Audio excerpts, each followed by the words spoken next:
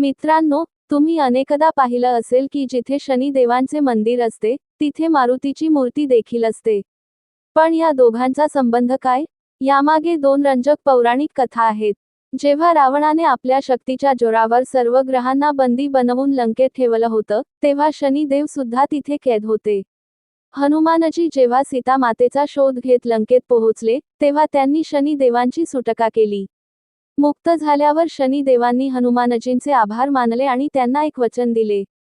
शनिदेव म्हणाले की, आजपासून जो भक्त तुमची मनापासून पूजा करेल, त्याला माझ्या साडेसातीचा किंवा कोणत्याही वक्रदृष्टीचा त्रास होणार नाही. दुसऱ्या एका कथेनुसार, शनिदेवांना आपल्या शक्तीचा थोडा अभिमान झाला होता आणि ते हनुमानाला युद्धासाठी आव्हान द्यायला गेले. हनुमानजी त्यावेळी रामनामाच्या जपामध्ये मग्न होते. युद्धादरम्यान जेव्हा शनिदेवांनी हनुमानाला आपल्या विळख्यात पकडण्याचा प्रयत्न केला, तेव्हा हनुमानजींनी आपले शरीर एवढे विशाल केले की शनिदेवांना खूप वेदना होऊ लागल्या. शनिदेवांनी आपली चूक मान्य केली आणि हनुमानाची क्षमा मागितली. हनुमानाने शनिदेवांच्या जखमांवर लावण्यासाठी मोहरीचे तेल दिले, ज्यामुळे त्यांच्या वेदना कमी झाल्या.